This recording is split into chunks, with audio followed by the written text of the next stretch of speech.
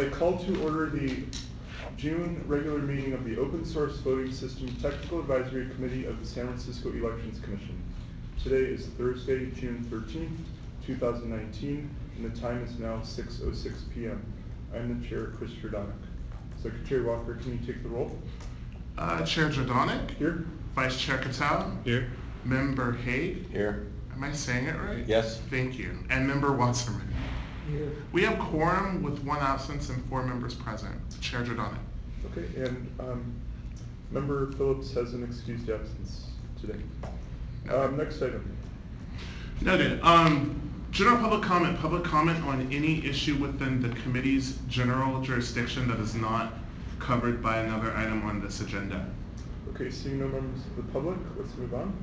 Item number 3, open source voting project plan, discussion and possible action regarding the plan for the open source voting system project.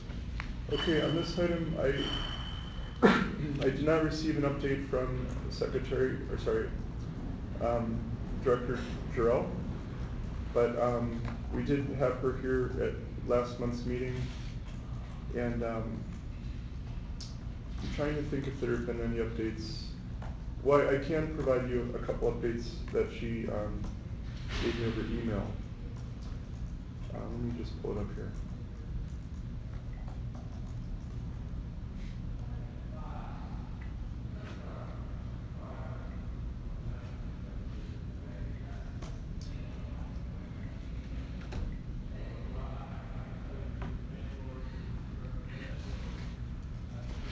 Okay, yeah, the update from Director Jarrell is that the community meeting, it's been scheduled, now it's a new date, it's July 19th at 2:30 to 5 p.m.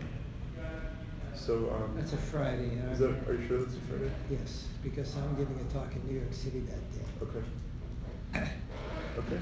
And the other thing related to this is I did give her the list of email addresses that we brainstormed. And it took me a while to kind of compile it together, but it came out to, I think, 55 email addresses, which is a pretty sizable number. And again, if anyone, thinks of any new ones, or if you want to double check with me, feel free to. Where's the list? Well, I just sent it by email. I didn't want to make a public list. If I want to check and add names to it, then I have to. Well, I'll do that. I'll Okay. send a list of names, and you can look it over. Does anyone have anything they want to discuss on this item? In the absence of. I think I was supposed to email some comments that I had, but I failed. Okay, well, it's never too late, really, if you'd like to. Do we have any sense of forward movement there? Well, I think your sense, you were at that meeting, right? Yes. Yeah, I think your sense is probably as good as anyone's. That's depressing. Yeah. During the member reports, I think we can talk about kind of progress related to the project at the state level. But do we know, and I apologize if this was answered in last month's meeting because I wasn't there and I haven't yet caught up on it, but do we know what, whether and how much there was money allocated in next year's budget for this? Because the mayor brought out a budget proposal, I think, after our last meeting. yeah, so I guess we can talk about that here. So the latest I've heard, this is from a member of the public that gave me a call, is that, well, actually, I'm not really sure, but there's only a few weeks left for the budget to be finalized in San Francisco. And the latest is that, unless there's been an update, is that the city is not allocating additional funds. So it's just carrying over, on the order of 1.5 million from before. And the previous allocation was intended for a 3-year period, right? Yeah, that's right. So it's not, in my estimation, it's not enough for them to put out like an RFP, but probably to keep on who they've hired. Right. Maybe have a little bit of extra money. And if the state matching funds were to pass, then I think that would, this 1.5 that San Francisco's already allocated would be eligible for the match. Right. But But we'll get to that under item number 6. So yeah, I mean, as much as anyone else, I mean, I'd like to see more progress, but you know, we're keeping things alive. We're doing our part. So yeah. I mean, Do you expect that to be an issue at the upcoming Elections Commission meeting? Well, yes and no. I mean, there's a limit to what we can really do. I mean, it's up to the mayor and the board of supervisors. Like, if they don't put the money in, then Do you know if the Department of Technology requested additional budget? yeah, definitely. They did? Yeah, they requested, I think it might have been a part of a previous agenda packet, but I think they requested on the order of like $6 million. I don't know if that's spread over like 1 or 2 years. But I think what I got back from the mayor's office is that, or through someone that works with Coit, is that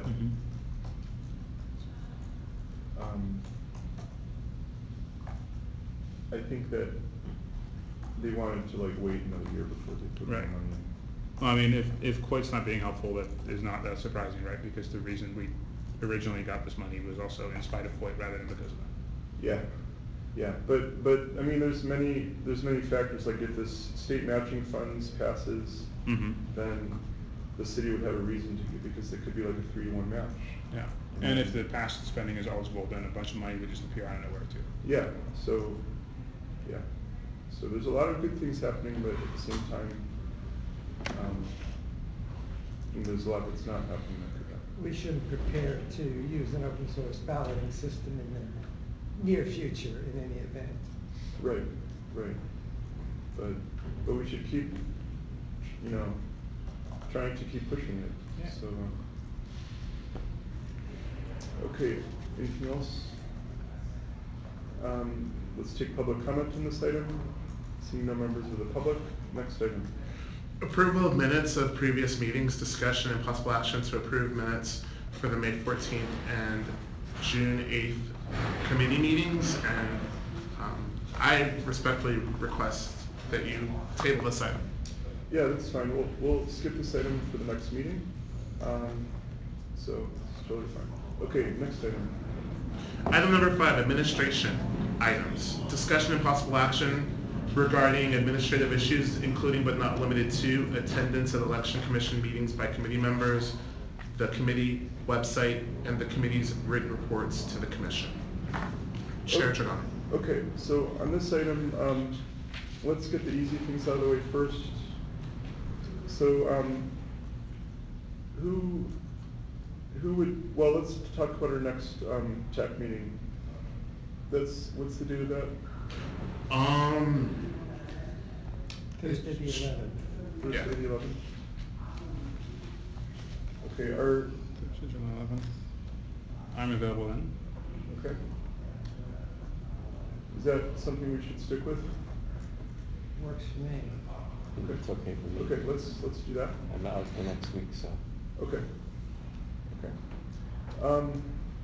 There's a tiny chance I won't be able to make the July, but if not, it's fine.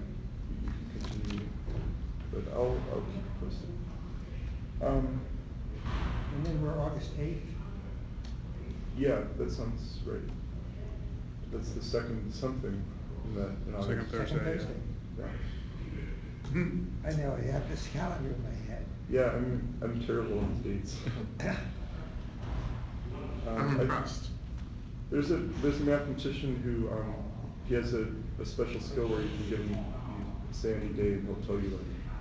Yeah, including dates that are all used in the past or in the Like future, right? 2004. Okay, so who can attend next week's commission meeting?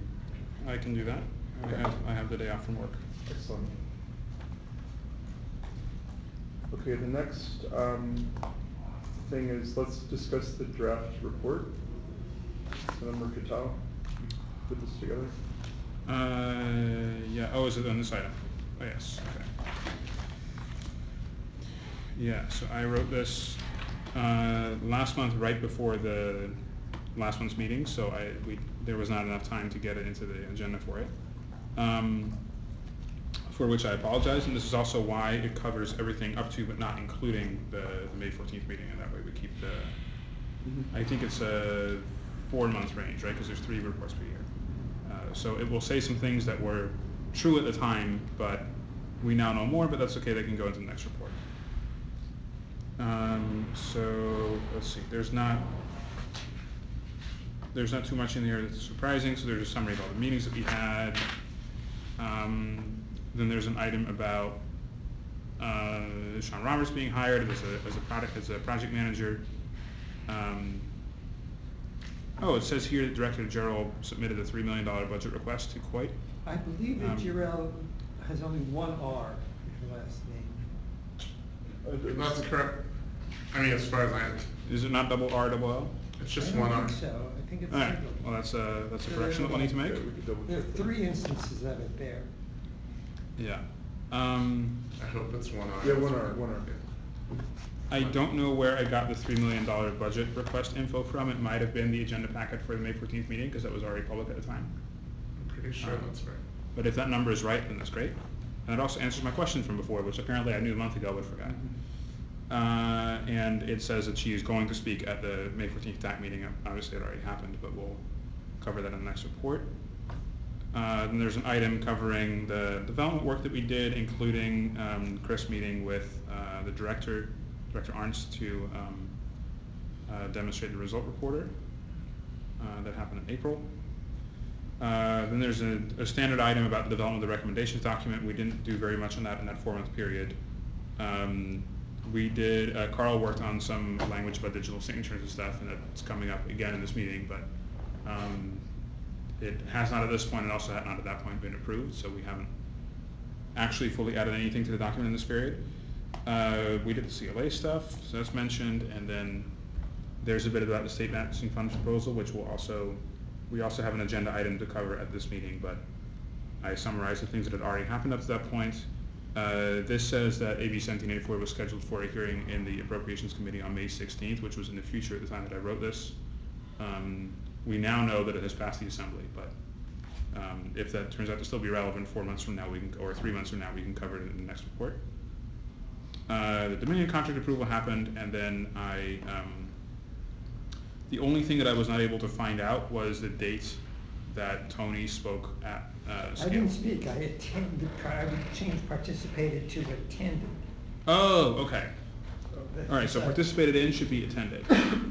Good call. Okay, I thought you spoke, but Okay, and I attended the Clean Money campaign event. Yeah. I was out of town now. Okay, so were you there, Chris? Because I didn't make it that day because I was sick. Yeah, I was out of town then. Oh, you were out of town. Okay, so that's where it says Chris Jordanic in the very final sentence of the report, it should be Tony Wasserman. Yeah, and it is May 11th. That looks right. Yes. Yeah. Can you maybe add so like a little bit more specifics about what the panel skill was, because that was the LA County project, right? Yeah, it was, so I attended a panel presentation by people responsible for the Los Angeles County voting system. I think that summarized it adequately. That's VSAP, right? Yeah. Didn't one of you go to, oh, it's there, sorry. Yeah, the one that I didn't mention was Carl going to the Santa Clara County thing on March, which I believe was on March 6th, from what I was able to find publicly. I just sent you the site for scale that you have to do if you want Okay, to. yeah, thanks. I will. 7 through the 10th. I will actually, 7 to 10, okay. But I don't know which date. It's 6. Claudia was. Yeah, that's 6. Well, now that I know that it was like a presentation that probably involved like Dean Logan, I should be able to find the event on the scale calendar, because they have their presentation calendar public. You can even watch the whole video. So I could even find the video and watch it, yeah. You could have a watch party. Yeah, exactly. All right, so to review the edits that I'm going to make, I'm going to correct the spelling of Director Gerald's name. I'm going to correct the item about Tony participating in a panel. It's going to say that he attended a presentation by the people responsible for LA County's new voting system, Yep. Also known as VSAP. And then I'm going to correct the last item about the May 11th Play Money campaign event to say that Tony attended it, not Chris. Good. And I Right think about town. that's all the corrections that I heard, so if there's others, please let me know. Yeah, that's Otherwise, great. Thank you for putting this together. Cool. Good. I don't have any further suggestions. Would anyone like to make a motion to adopt? Yeah, with those changes, I'll move that we adopt this. Okay, Member Hagus moved to I'll second that. adopt.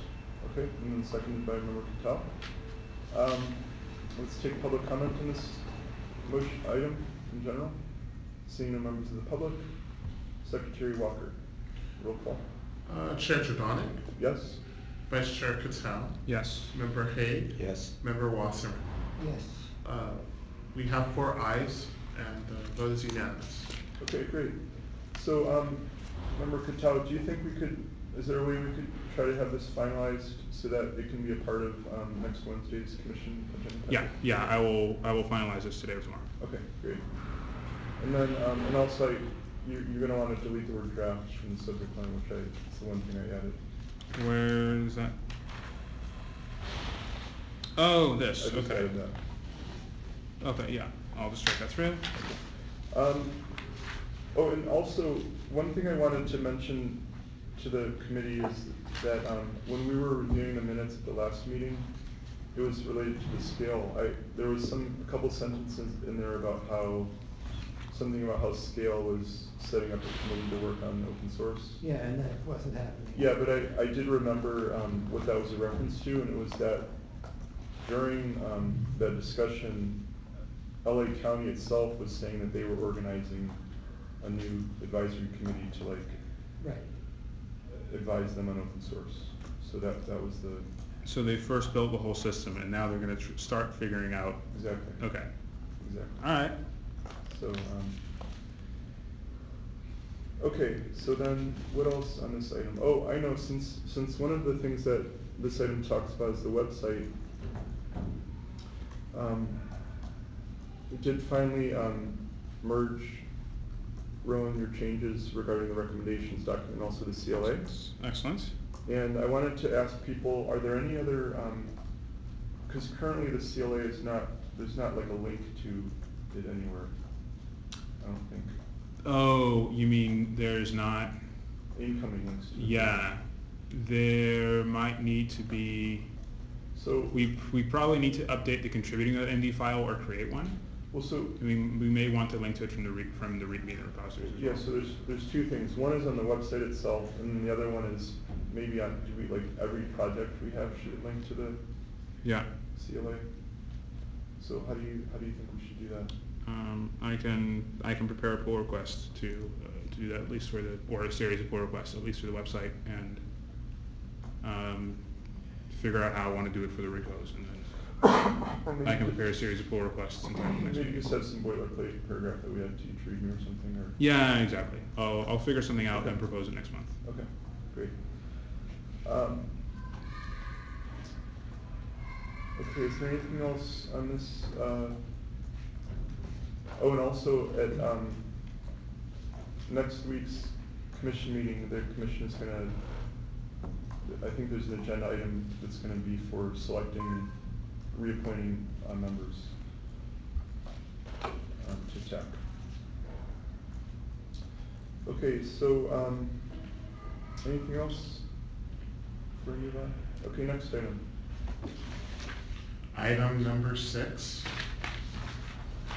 Member reports. Member reports on committee-related activities not covered by another item on this agenda, including but not limited to the last election commission's meeting, Department of Elections progress, research findings, conferences, and news reports. Okay, so this is an item where we can just kind of talk about anything that people noticed in the news or, activities that you want to report on. I did include an article that you had sent me, a political article, and I don't know if you want to say anything about it. Well, I think that, Politico covers all things political with, I would say, a progressive view of the world. What they're addressing in this article is the fact that VR systems and ESS, I should say, both included remote access software in their equipment so that their people could gain access to voting systems from wherever, and that's obviously an opportunity for hackers to take over those systems and potentially alter the vote. So the article is about that experience, and of course it raises the question of what happens when machines break and they need to be repaired from a distance. So that article was there, and it struck me as relevant, so I sent it along. I think one buried lead in here is that ESNS for years lied about it, right? They said that they denied that there was remote access software in their systems, and then last year they admitted that they had it for years. So did they admit that they lied, or did they just? It doesn't explicitly say, it refers to something that happened last year. So what it says in the article is last year, top voting machine maker, ESNS, admitted that for years it had installed and used remote access software on election management systems it sold to counties after initially denying it.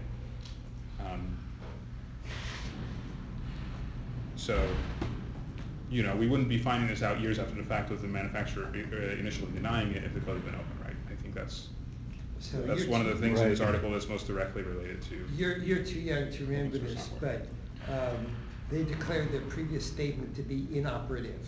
What is that a reference to? It's a reference to Ron Ziegler, who was the press secretary for Richard Nixon. Okay, that's an illustrious administration to be compared to. It's before my time too. So one comment on this, the point of digitally signing everything is that you can track all the changes and track what happened when. The other thing that I don't have in the security document is access authentication. So the hardware security keys, like this one, which I was supposed to send a notice out on, but I didn't. So you can also use this for access. So if somebody wanted, they could create this in the election department and mail it to the vendor. So then they could only have access if they physically possess this device. Mm-hmm. And there's no way to somehow extract the secret information in that. So that's like I think maybe we should also consider establishing policies or rules for machine access that are based on physical hardware key as well as password or PIN numbers. Mm-hmm. Yeah, I came across the Solo open source hardware, and Carl and I exchanged email about that the week before last, I think, or maybe last week. Was this an event that you attended? No, it came to. I learned about it because of a grant proposal that someone had made, and because I didn't previously know about Solo. So I did a little looking on my own, but I knew that Carl was more up to speed than I was. So it turns out that was an open source device for two-factor authentication, and it's open source, but anyone can modify it. So Because it's open source. So in this case, people, you don't know whether someone's hacked the key or not hacked the key. Okay. So it's serving a different purpose than like these security keys that are used for digital signatures. Okay. And also on the political article, I believe the author is the same author as the piece on the DARPA grant. Yeah, I believe so. I recognize the name, so The Berkeley-based author. Okay.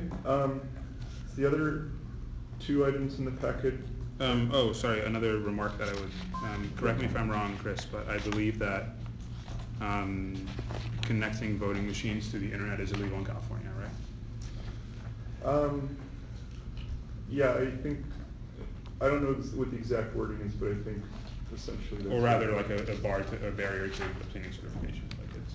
Yeah. I don't But think. that's for, I think applies to vote counting equipment. Right, and this That was the doesn't poll book. apply to voter registration. Yeah. Data preparation, all those are done on, I believe they're internet connected machines, like the DFM EMS.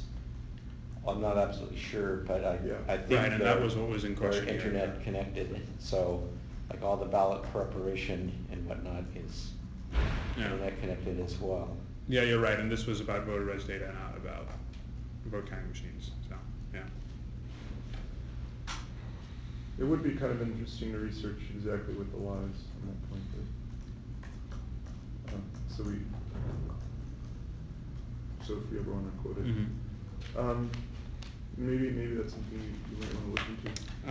I can look into that.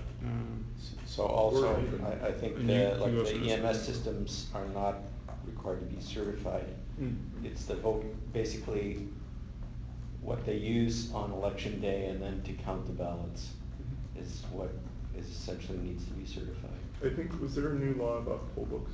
I think so, and can't remember now what applies to poll Yeah, books. it might be in- But I think the printed poll book is not regulated. I think it's only the online poll books. Oh, so you're saying you're allowed to have an internet connected device that then generates a paper poll book? Right. Because we use printed poll books here in San Francisco. Well, I'm not saying they are internet connected, but as far as I know, that's what the like DFM system does, is it's used for voter registration. And I think it's net connected. Yeah, well, the e-poll books are connected on election day. Right. Yeah, so they're used in the precincts. Okay, so there's also a couple documents around AB 1784. We can talk a little bit about that. I included the latest text. And the good news is that this passed through the Assembly all the way, and it's now in the Senate. It's been assigned to Senate Elections Committee. Yeah, I don't think they've scheduled a hearing yet, have they? No, I checked today and I didn't see anything yet. So, I mean, I don't know if necessarily now is the best time, but if anyone has any feedback on the language, I think Trent Lang is open to hearing comments from people. It,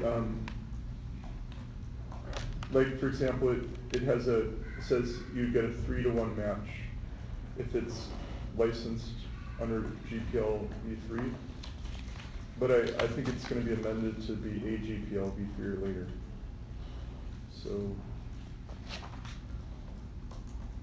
and then there's other requirements for the higher match, like the development has to be done in the open, which are things that we recommended. And then the other thing is, I was happy to see, I sent an email to Director Jarrell asking if San Francisco had sent a letter of support yet, and that they had, about a week before it passed the Assembly, and that's also included here.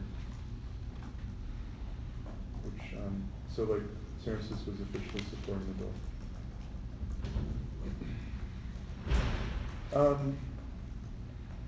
And I'll also remark that I was in, I didn't have time to, or I didn't report this in the May meeting because I wasn't there, but Oh, yeah. On April 26th, the same day that Chris met with Director Arns to demo the results reporter, I was in Sacramento, and I was at the Assembly Elections Committee hearing for this bill. Tell us about that. That was, so there seemed to be a lot of support for it.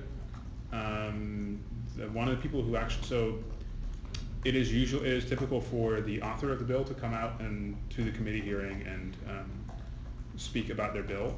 It is not usual for co-authors to come. So the bill is authored by Miguel Santiago, I think. And he brought one of his newly gained co-authors along, Lorena Gonzalez came along. And she also spoke in support of the bill before the committee. And that's not, I don't think that's necessarily rare, but it doesn't happen for every bill. So it was nice to see her do that, especially given that she's the chair of the Appropriations Committee and has things to do. There was the Clean Money campaign brought out a lot of people to support multiple bills during that hearing that they were supporting. So as part of that, like 30-something people came up and spoke in support. There was no organized opposition, neither like invited by the committee or any members of the public. So the bill passed. I think I have trouble remembering that one of the bills passed with a no vote and the other one passed with like all yes votes and a few not voting. But I forget. In any case, it passed the committee comfortably. It also passed the full assembly last month comfortably with 60 votes out of the required 41. Did you speak at the meeting here? I did, yeah. In favor of this bill? Yes. How much time did they give you? Basically none.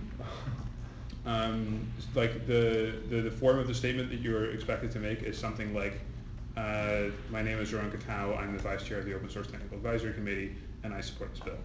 Next person. Or like, I'm such and so, I'm from San Francisco, and I support this bill. They don't even, it's not even a minute. It's very quick. Okay. Well, great, thank you for being there. Okay, other things people would like to report on? So I came across a notice on the email list from Secretary of State to county election officials. They were talking about the, I think, Office of Voting Technology. A systems assessment or something? No, I've been trying to find it, but I can't. I can't find it now. Like a voting systems? Yeah, Office of Voting System.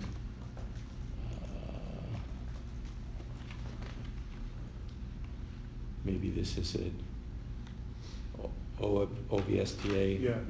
There was a note on the meeting minutes, and what else? There was another one, but they were saying something like they approved like an $8 million grant to LA for their VSAT. Really? Something like that. Who's the money Or coming from? LA was requesting it. I'm trying to find, I don't see minutes now. I wonder if that's different from 1784. I didn't mention that bill, so. And there could also be let me something see in if the I can budget. see if I can find it here. Yeah, it looks like the Secretary of State redid their website. So I don't. So you're saying that allegedly the Secretary of State's office gave them a grant or they applied for one? Well, it wasn't the Secretary of State's office. It was, let's see, voting modernization, let's see. It's the advisories to county election officials on June 7. And they're all PDFs, so you have to download the PDF. So one was the voting systems monthly update and the voting modernization board. So I'm trying to see which one was which. Oh, this might be the old HAVA money though. That's what I was thinking. I think I remember seeing something like that too. But And there's also, I think there's also some noise being made at various level of government about. Oh, okay, so I was mistaken. It's the Voting Modernization Board. And the Yeah. board approved Los Angeles County's application for funding consideration in the amount of $2.8 million. Not Oh, 8 million, it's oh. 2.8. Well, yeah, so I think this might be the same funds that all counties are. Yeah, I think so, because there seems to be, the state seems to be, I think there's a proposal to do more, some floating around somewhere, but the state does pay counties to upgrade their budgets. And Fresno County application for funding consideration, 1.4 million. Yeah, and this money gets sent out even for proprietary systems, right? You don't even have to pretend to be an open source system the way that LA County does. You can also just buy another Dominion system or whatever and get some money. Well, it's, modernization, so it's just upgrading. The latest language that, after the snafu around the press release about their system being open source, now the latest phrase is built using open source software. So that's. A lot of things are. Yep. Salesforce.com says the same thing. Mm-hmm. Yeah. What's not built using open source software? Very little these days. Almost every website runs on it. So the voting systems update mentions that AB 2125 authorizes risk limiting audits in lieu of the 1% audit from March 3, 2020. Right, yeah, there's a bill. Could you repeat the number for that one? AB 2125. Is that one that passed, or is that a new bill? Governor Brown signed it. Oh, that's the old one, yeah. Oh, it's last session, yeah, because Yeah. the number standing too high, yeah. So I think we had heard about that. Yeah, that's Bill Quirk's bill, yeah. I remember it from last year. And then they also mentioned the remote accessible vote by mail. So the risk limiting audit bill is structured as a pilot program, because it says here it authorizes the use of the risk limiting audit in lieu of the 1% manual tally, beginning with the March 3rd, 2020 statewide primary election, but then it would also repeal itself on January 1st, 2021. Oh, really? So it doesn't, like, it's only, you could only use this bill to do risk limiting audit for 2 elections. So it seems very clearly designed to try it out and then come back and possibly legislate on it more.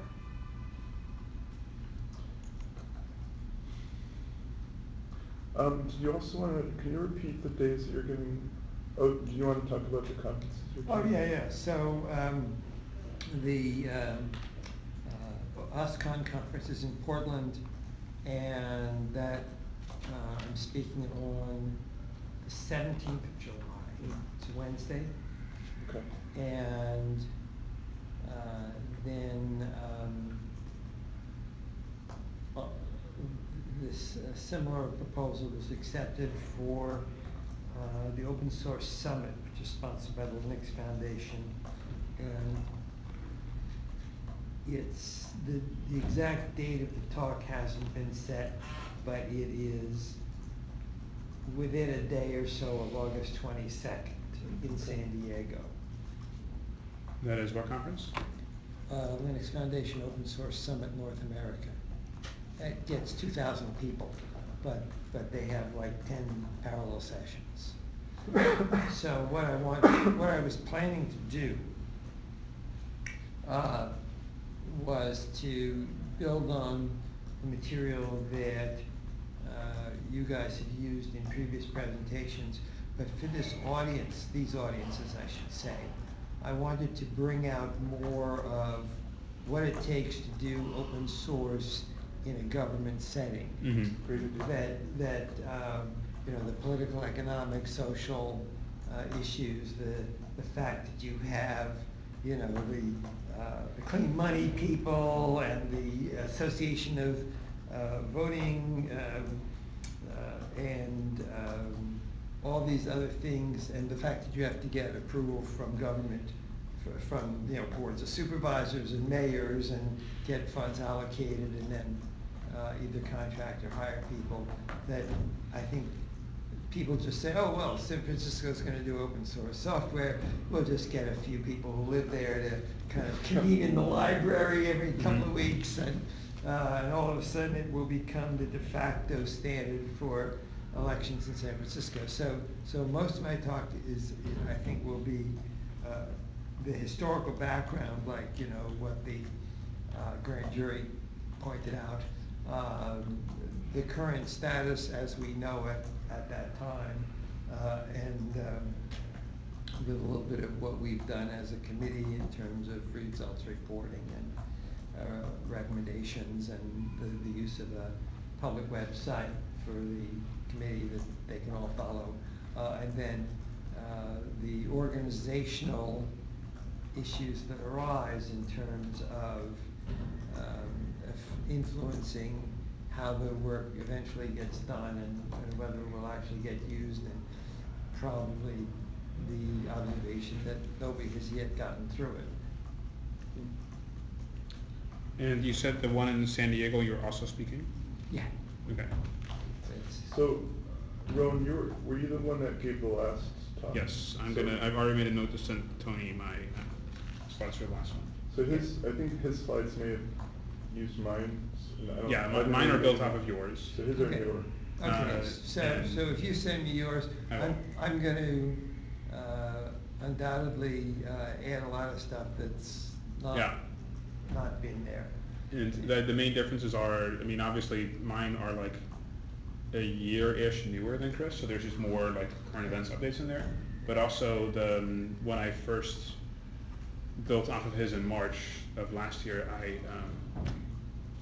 I recast it to be like elections for a programming audience rather than like software for election audience. Good. So it's like, it's sort of a different, So balance and focus. OSCON has more hardcore developers Yeah. than Open Source Summit.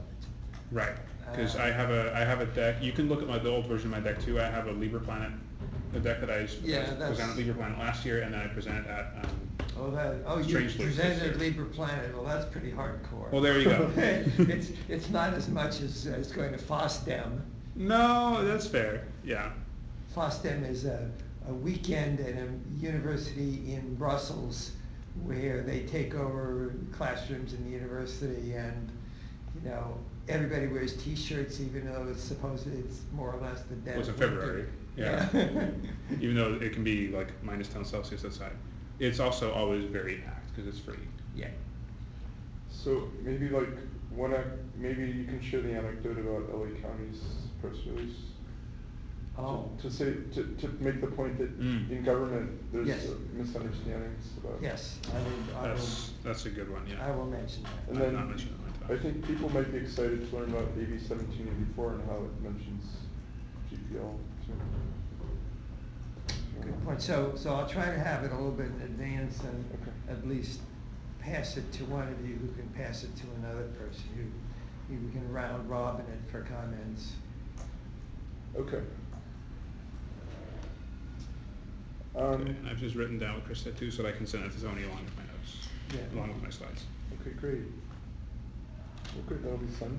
So just for some levity, another announcement from the Secretary of State Uh-huh. was official notice that the hogwash party is attempting to qualify for the November election, and it's assigned the official ID HWP. Oh, wow.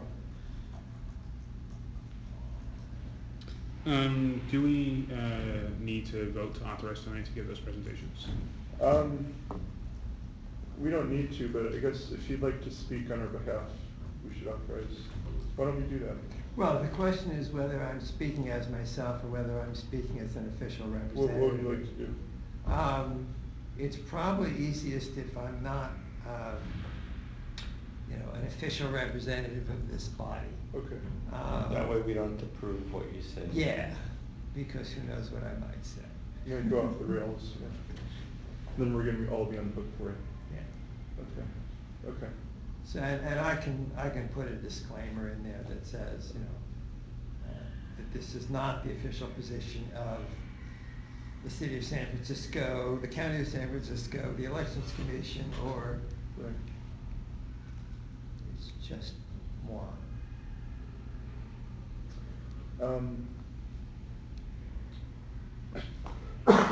There's something else about the Secretary of State I wanted to.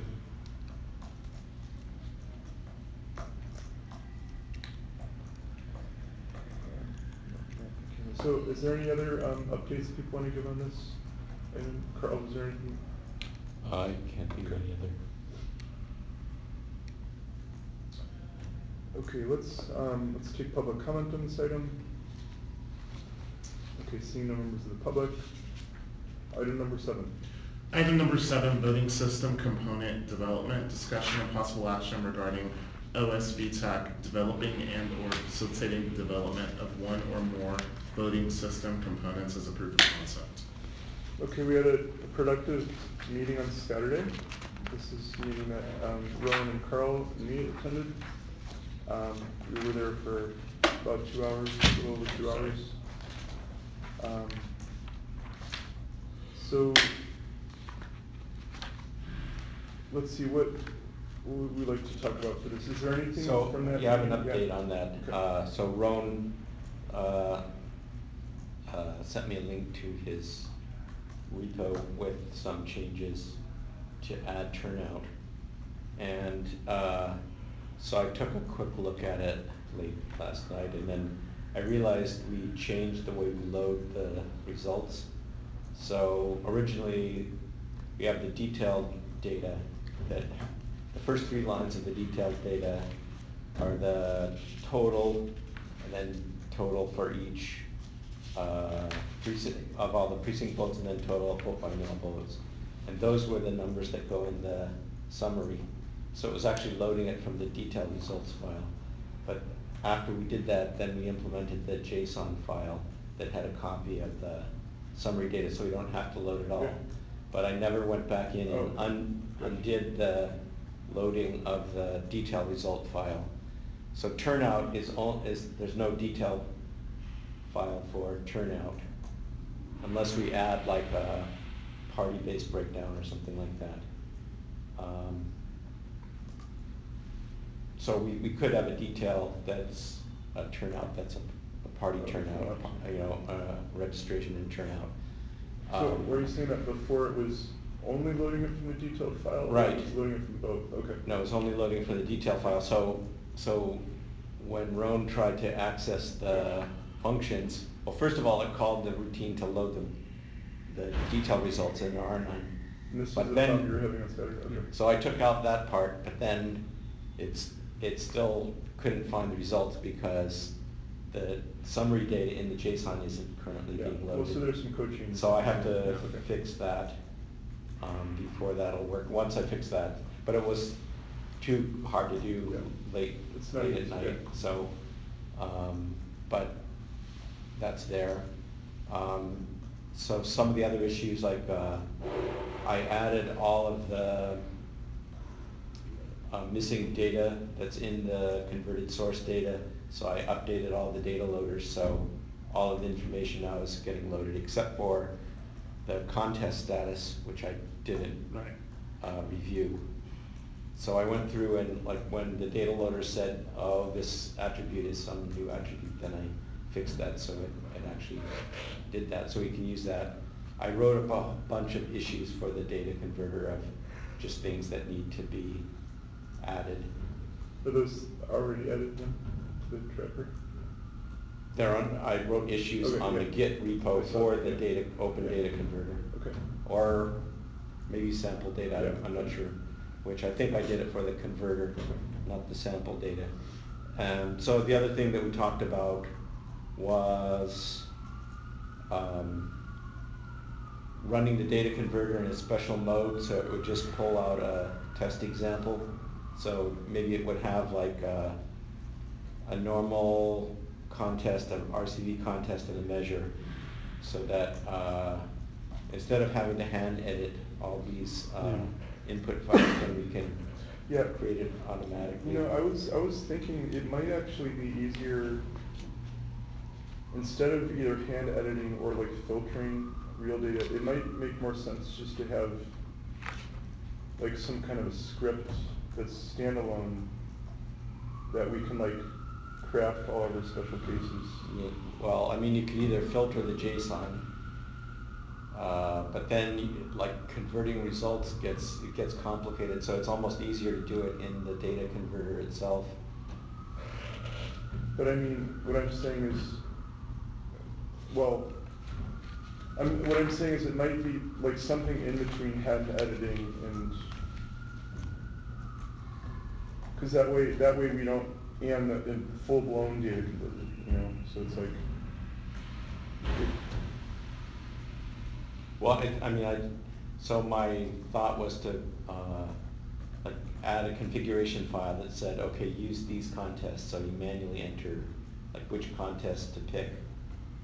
And, maybe some other items, like how many, how many precincts do you want to include? But you're saying that the totals won't match up and things though? Right, so I'm not gonna try to do that, so it'll just be filtering what gets written out, essentially. I guess one of my But it's things. easier to do it because all the data is loaded in the, Yeah. in the data converter code, so you don't have to worry about parsing anything, so it's just a matter of filtering output. I mean, my only concern though is that if we're using this as a way to check that things are working, we're gonna like see mismatched totals, and we're not gonna know if that's because of the bug in the code or if that's, the data doesn't add up, Right. So, but I think what you're doing is it's better than what we have now, so. I mean, we could write a post, so right now, I think the data converter doesn't actually do any computations. Okay. So it's just taking the WinEDS data and reformatting it, so it's, like instead of one giant file, it's split up into formatted TSV files per contest. So we could write another program to correct the totals if we wanted to do that. Yeah, although we wouldn't want to use that on the real data. What? Correct changing numbers. Oh, Yeah. no, it's only would be for the The test sample, data. Yeah, okay, that's a possibility. So maybe a hybrid of a filter and some sort of input data magic. Completion thing, yeah.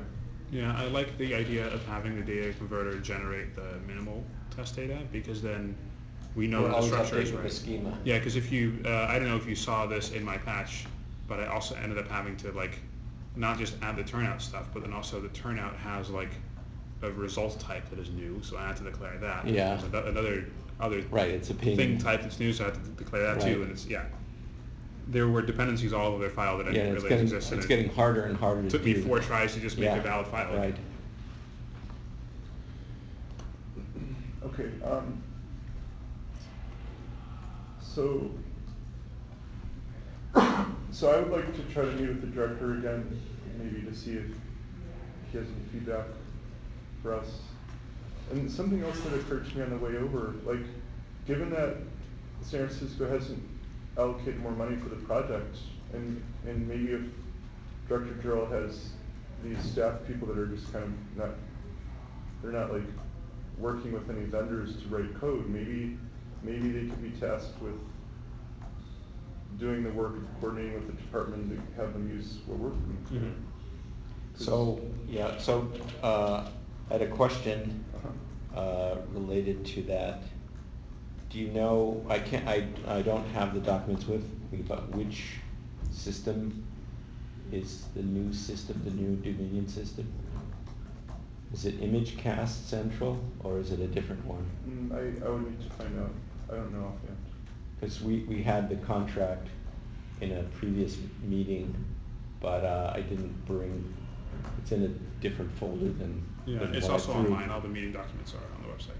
Oh, do you want to know now? Well, so anyway, I have from the Secretary of State which systems were used for all counties in November 2016.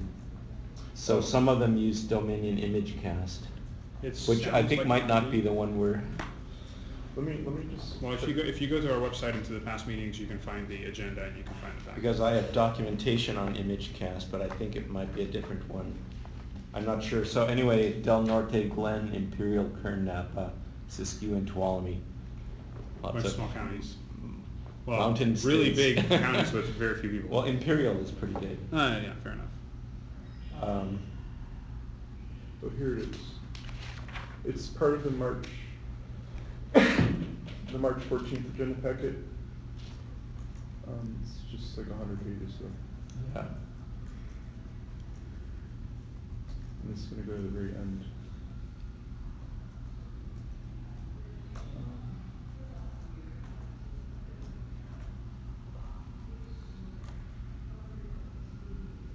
But if we were looking at trying to get some sample data. Oh, it's Well, image cast evolution scan and tabulator. Yeah, that's what they're using in the precinct, is evolution, and then central for the, it's called ImageCast But Central. the like the back end thing doesn't really have a name though. Oh. ImageCast X ballot marking device. Oh, is that different than evolution? But Well, they, there's- they use the word ImageCast evolution? Yeah, but that's for this precinct scanner and tabulator. But there's Oh, also- for the accessible Yeah. ballot marking device? Yeah, but like the central count scanner, it doesn't have, it's not called ImageCast, it's just Canon DRG. But, Oh, it doesn't, I guess what I'm saying is the back end thing that would be responsible for the data format does not seem to have a name associated with it. But yeah, ImageCast evolution, ImageCast X. so, I guess the point is that if we wanna, like, get ready for Yeah, the totally agree. next year's election, then we have to figure out, like, what kind of export data Yeah. exists. Yeah, definitely. Yeah, and you say next year's election, but it's only a few months away, like the filing deadline for some of these races is already closed, in fact. It's less than 6 months away. Yeah, Or well, 5 months. because we have a November 2019 municipal election as well. Oh, okay, I In didn't addition to realize the that. Oh, is that with statewide. the new system? Yeah. Oh, Yeah, okay, The new so system it's- will debut not for the March primary, but for the November municipal I see. election. Oh, okay. So we will have, like, a number of, like, ballot questions and the mayor's race, the district attorney, and a bunch of things like that. So what we'd like to not do is spend the week, the weekend before the election writing data conversion Yeah. software. So Yeah, people I don't can- think we would be allowed to use it in that case, but, yeah. Right. No, but it would be good for demonstration purposes at least to be able to present results of that election in our software, like as that election is reporting results in the official software. I mean- So the question is, how can we write a data converter? I mean, we need to know No, I mean. the format and. No, I know, I've already made this point. Right. The director already understands this Yeah. point, so. So anyway, but it looks like there's a list, if we're using ImageCast Central software, then there's a bunch of other counties. And I don't know, depending on how friendly our head of elections is with any of the other Any of the counties, others, maybe, yeah. he might be in a position to ask them for some help in, and maybe it's worth it for them to do that anyway, just so they have some advance notice of. Well, what would they the can- counties not give it to you if you asked? I don't know. You should- We try to get data from counties for Smart Voter, and it's like pulling teeth. Okay. Okay. All right, And that's just like defining what's in the election, not even like special files. okay. All right, then, is there anything else on this item? I mean, I think we all kind of have things to work on, I think. Oh, so I was thinking, like, if I wanted to suggest like some CSS changes, like, does it make sense for me just to like fork the repo in my own account and then like make some changes there so people can look at it as a sample? I would just talk to, since Ron's been doing that, I would just talk to him. What are you trying to change, sorry? Oh, I was just gonna say, is if I set up, like, if I edit the template to change some CSS, Oh, like just as a change it. sample, I could just fork it in my, If you're not repo. sure about it, you can just ask. Yeah, if you're not sure about it, ask me to, I mean, you could fork it and then do it in your own thing and then make a pull request into the main repo and then have me or I review can it. just give it to you so you can look at it and see if you like it. Yes, you can, I would whatever. just communicate privately. But we can communicate between the two of us and work on it together, but also if, we have the history of everything, so don't be too afraid to just push stuff. Well, I mean, it was more the idea of making something for the purposes of discussion, like whether we like it as opposed to. Oh, okay, yeah, then I guess you can do that in your own form and. Yeah. Well, just so that we can say, hey, this looks good or not look good, or Mhm. we want, try different things, so. Do you know how to do that? Which, Like, push Board it forward forward. and do it, yeah. oh yeah, well, we did that before with the Well, recommendations. yeah, I mean, I don't remember. It's a little if we more were using the confusing, branch it's a or little not. different thing to do like branches in the same Yes. repo. Yeah, okay. That's fine. Which we could do that too, it's just that Yeah. I don't really need to check it in other than Yeah, like just and you can show always, people, so you can look at it on the web, that's the only reason. and for non-interactive things, you can always send screenshots around too. Yeah. Okay. But yeah, if you're doing CSS stuff and want a second pair of eyes, then feel free to email me. Okay, so let's see, anything else on this? Oh, and I think at the next meeting, I didn't do it for today, but I think we'd be worth having a separate item to kind of go through the process for working with members of the public. I mentioned this at the last meeting, kind of like just stuff to complement the CLA work that we have completed. Okay, we're going to take public comment on this item. Seeing no members of the public. Let's go to the next item. Item number 8, digital signatures. Discussion and possible action regarding digital signature recommendations and implementation. Okay, so I just attached the same version you had before. Yeah, I haven't had time to make any changes. So. Okay, are there pending changes that you still want to make? Well, there's some missing sections and all of that. Okay. And the other thing was that I wanted to write a Python wrapper script that would package everything. Yeah, I noticed our crypto tools repos sadly empty right now. Right, so that it's just waiting to add that. And So- I'm behind on my regular consulting work, so Okay. I've been kind of backlogged. Should we skip this item for today then? Well, I mean, if you want to comment, if anyone wants to comment on what's there.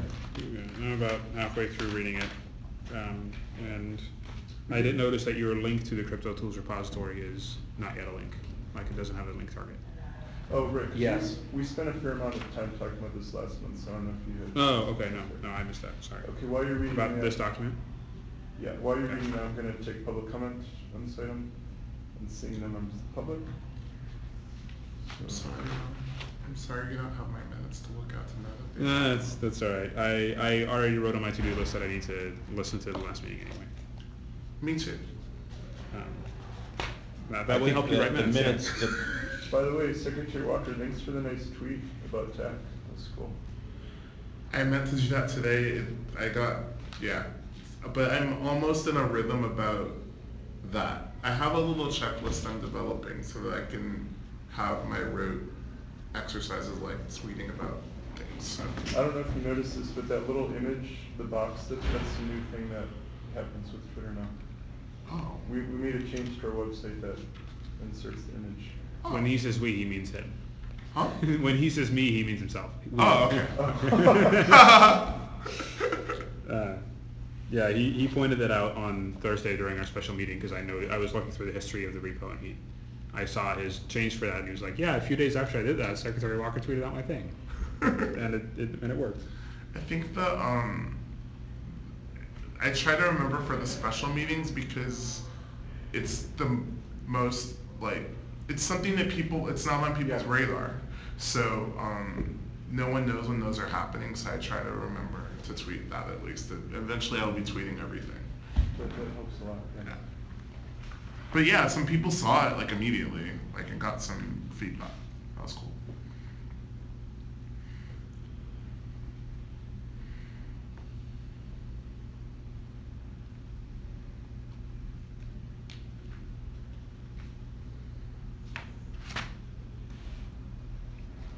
So the edits that I have here were changed from an earlier version.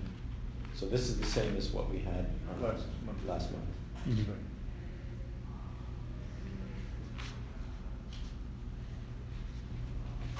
Yeah, I just pulled the latest version I had.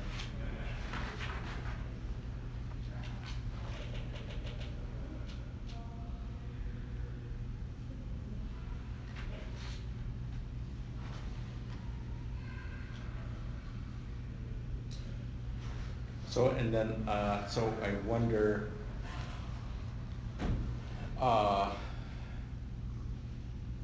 think all I discussed here mainly applies to data and not, well, it applies to the software directories, but if we're doing things like building Docker images, I wonder, should maybe the wrapper script deal with all of that as well? I would just try to do one thing at a time. I mean, That makes sense. don't try to like solve all the problems at once. But it was like, that may be something to consider in the future is Yeah. like, how to use it, like, Was it Docker image just a file though? sure. So then how, Well, there's an issue like when you run the software, you want to make sure that the software that's running is the one that was last signed, so that when you, let's say, generate a new set of data, that you know, and then you want to sign it afterwards, then you know what's input data and its signatures, what's the software that was used to create the output, and then you sign the output referencing those. So the output data is linked to the digitally signed software version and data version. That way you can trace everything. So if Russia hacks your system remotely, you at least have a log of which things were done when. yeah.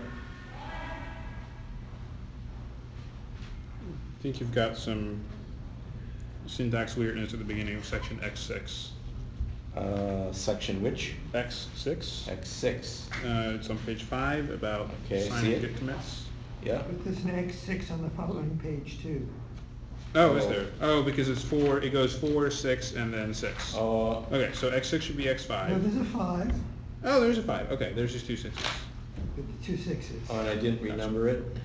And then there's, well, yeah, there's a numbering. Oh, the thing. other ones are marked with to dos though. Okay, yeah, but in the X6 it actually has content. On like the 4th line and the 5th line, there's some of that link syntax. Just doing some funky things there. Like I think the links, one of them has to be parentheses and the other one has to be brackets, and I always forget which is which. I think it's the URL that is in parentheses. Did have it backwards? No, you did both of them in square brackets. So I thought think that's the what you're supposed to do. I think the URL is supposed to be in parentheses, but maybe this works too. Which one? Are you What's the markup definition for a Which link line? in place? The line that begins sign git commits in section X6.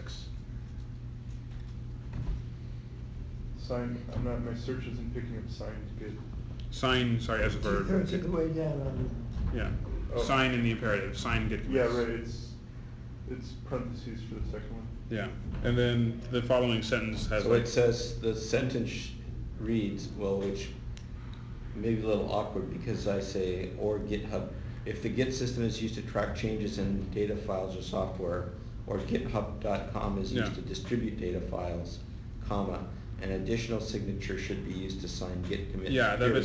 that bit's fine, but the URL, like the http://github.com target URL, I think it needs to be parentheses rather than brackets for the syntax to work. And the following sentence uses brackets and a backslash in a way that I think is like it's It's because escaping the bracket, I think. it means that there's then a comment in Oh, brackets. yeah. A Git commit sets specific versions of data updates prior to transfer.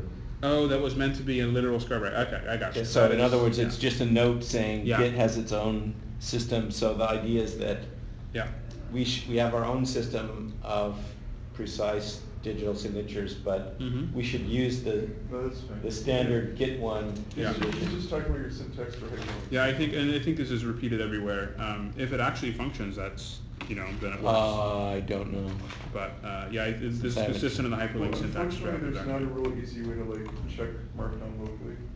'Cause No, I have there's to some- spin up Yeah, the Ruby definitely. There's some websites that you can copy paste like snippets of Markdown into to test them, but yeah, there's not a really great way to render the whole document locally. So there's a couple places. Well, there's also GitHub flavored Markdown, which is slightly different, so.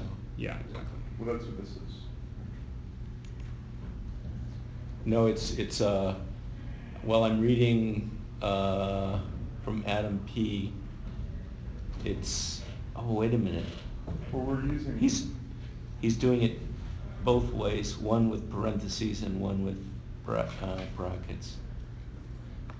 Well, in any case, that's easy to fix. Yeah, let's just make sure that we end up with something that works. Because there's also a style where you like have an alias for the. Well, that's what you're doing in the and other then- one. Yeah, and then have a reference that defines it, so maybe what this is like a confusion between those two Well, Oh, it's sentences. like We- an anonymous reference link or something. Maybe. No, we're using it in our recommendations. We have a list of references. So the idea is I just put it here and we can convert it to the other notation. What I mean is maybe if the reference link is missing, it'll just use that with as is. Yeah, it might actually even work, I don't know, I just wanted to flag it in case it doesn't, so then we actually find it. Okay, so one document says use brackets and the other one says parentheses, so I can change it to parentheses.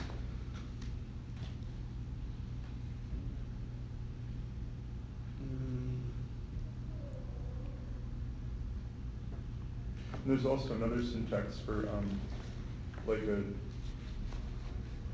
standalone URL. I think it's just angle brackets. Oh, you mean if you want the URL to be clickable, then you use, really? Yeah. Oh, so you don't have to duplicate it? Yeah, for email addresses it works. Oh, right. So email or HTTP, you enclose it in greater than Okay. less than. I think so. I finished reading, this all is pretty good, and as you've indicated, there's some gaps here where you've left to comments. But other than that, this looks quite good. I think there was one thing I didn't No, mark it. one tiny comment, rather than saying the Git system, you might just want to say the Git command.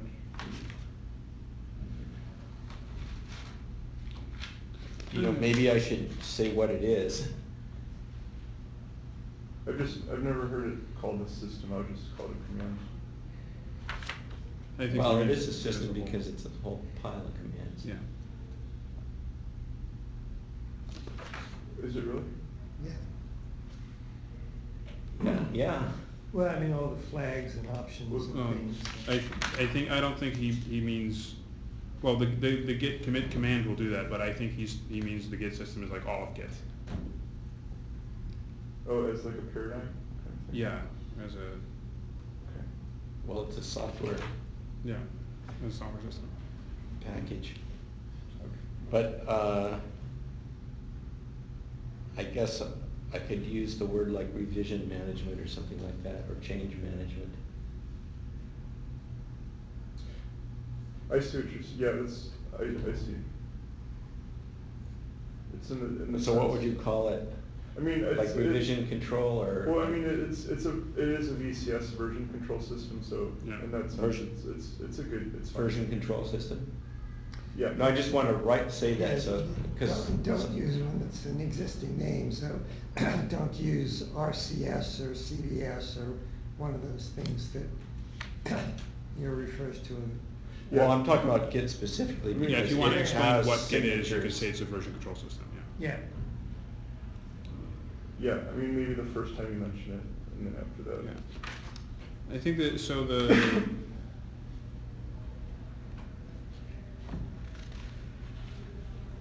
a lot of this looks pretty good to me. The only thing that I found a little, I'm not sure if it's like confusing to read or if there's just like not quite enough detail, is in the section in the main document.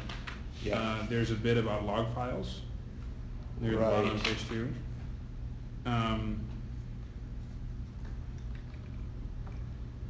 I think there's a grammatical error where that includes should be that include, because I think it refers to log files, and that's plural.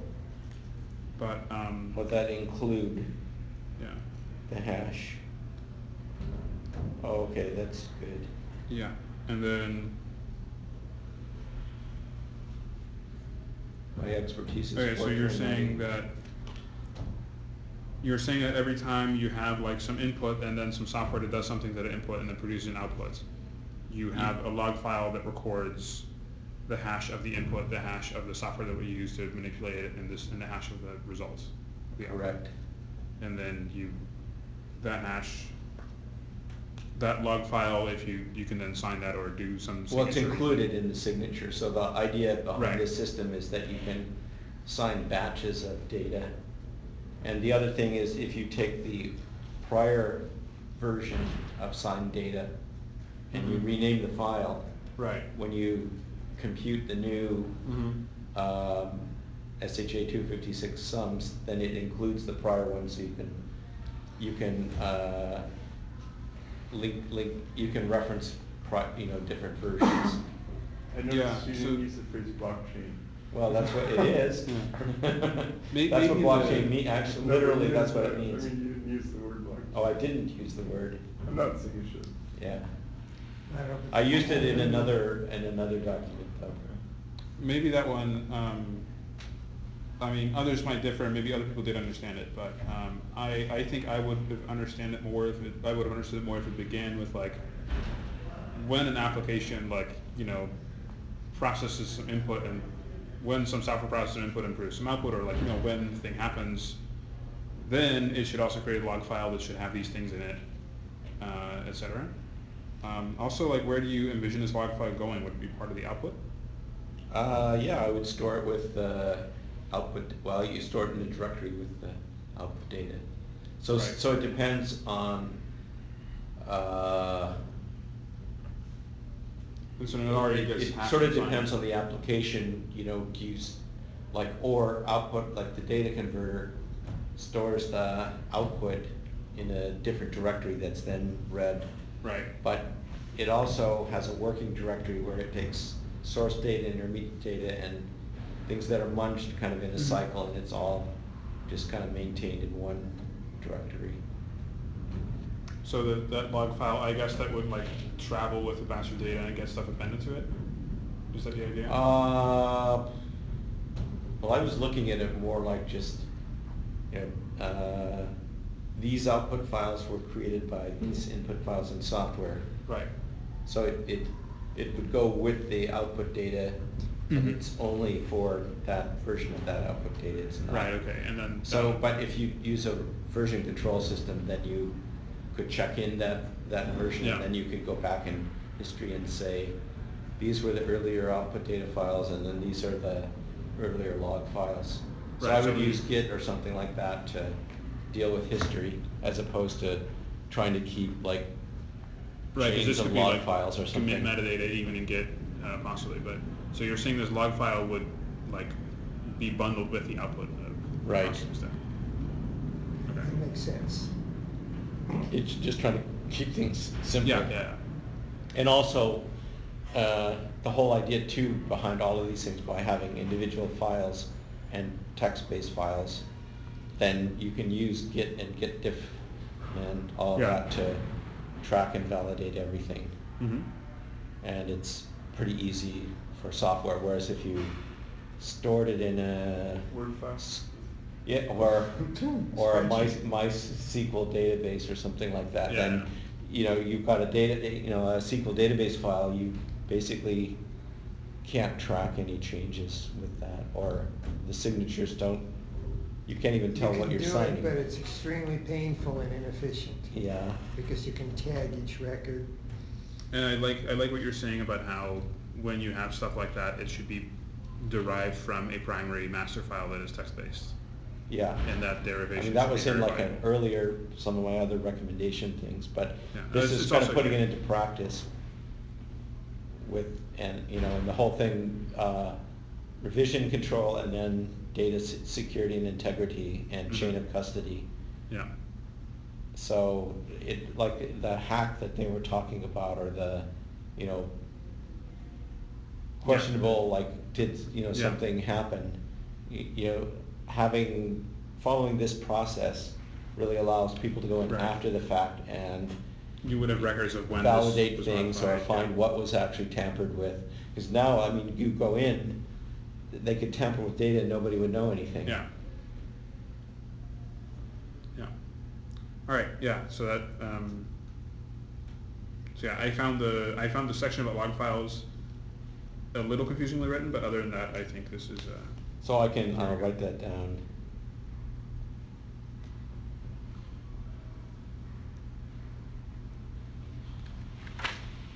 Do they do when a change occurred, is it tracked to a particular individual's identity? So that's an issue that I didn't address in log files, but, I'm not saying it should have, just because I okay. was thinking, like, in the case of the Russia, like, if we find that, like, some link, something like bad happened, it's like, you wanna know who's responsible for that, right? So there's that we haven't really addressed or thought about is like authentication. Well, even how would you run things in a secure way? Like, I would say, Oh, so for now, this is just addressing this is kind of just like. integrity. Yeah. So, yeah. So there's issue of access, and then like who logged in. So we haven't talked about like access files, but if we were looking at a secure system, I would say you have an operating system that has a secure boot that you can't touch or alter, and then maybe you have sets of containers, but nobody can access it. So the only thing you might have, like one system where you can say, oh, please upload these new containers that are digitally signed, and then the system would, you know, run things. So the system itself wouldn't allow anything to be executed unless there was some sort of digital signature. And then if it was a user that initiated things, then it might require a signature of whoever authorized it. yeah, so ideally, given that there's remote access to internet connected computers done by the manufacturer, like even if the person, the election administrator had like a YubiKey or something, it could be plugged in at that time, and then it could possibly be used. If you have physical access to it, and you somehow can Or if you steal the pin that activates it. Right. But yeah, unless if you're not able to do that, then the attacker could modify the data, but they couldn't forge a signature for the new data, right? So you would. But like exactly the you data have was- like the two-factor authentications.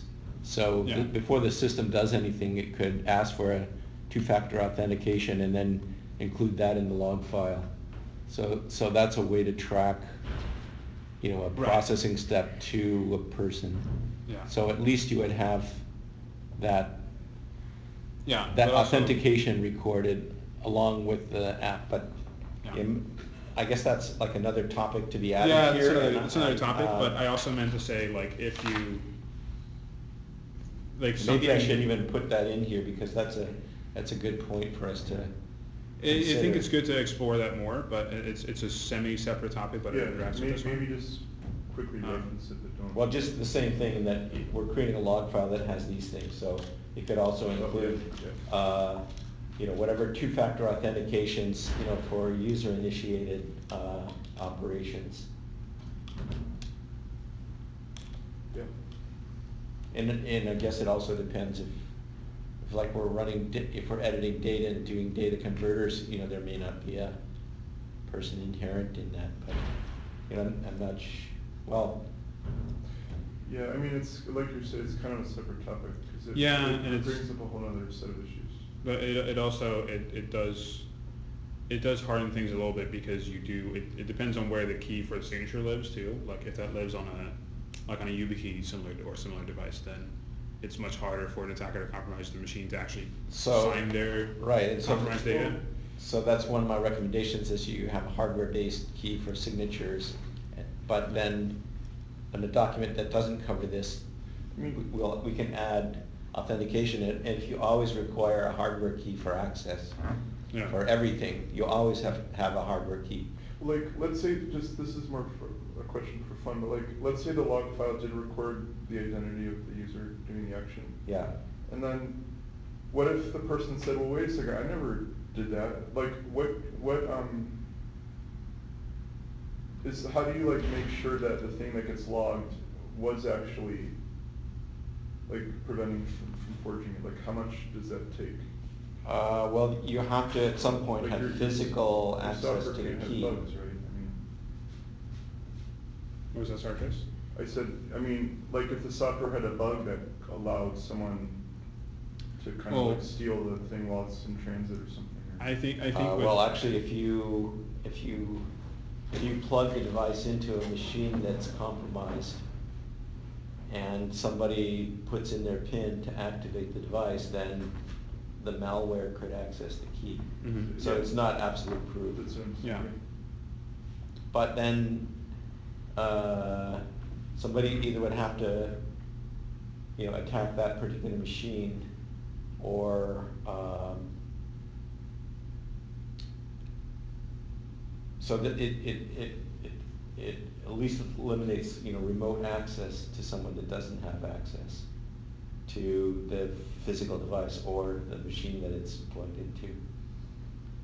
So, but then it brings up a question, do you need like extra security on the machines well, that? this is what I'm saying. Well, and it it's depends on what the being data used. is too, right? So like, poll book stuff is not in scope for this project as I understand it, but like, within a voting system, that doesn't include like a poll book and stuff. Like, I think you've touched on, like, there's some data that is more critical than other data. But if you were like, if someone tried to like add themselves as a candidate or like remove a candidate from the ballot or something like that, right? Try to mess with election metadata, then that would hopefully be like secured and noticed through this process. But that's gonna be less critical because it's more noticeable than like if someone messes with like this storage of like cast vote records Right. or other stuff. So it probably also makes sense to say like, these are the different kinds of data, that's how critical they are, and like you probably should not ever do processing of actual cast vote records on machines that are connected to the internet, for example. Like, So, yeah, so one issue is like, but we're also comparing a fairly secure system to completely insecure. Yeah, although, I mean, I would say And if you're untrackable. doing a good audit process, it doesn't matter really, right? Yeah. You might have to audit it again. Yeah. But I guess in the absence of audits. I mean, if you wanted to be really secure, then you would never insert your YubiKey in a machine that didn't have extra security in it. yeah, because otherwise, there's different ways One way to do that might be run VMs that only allow the YubiKey to contact like some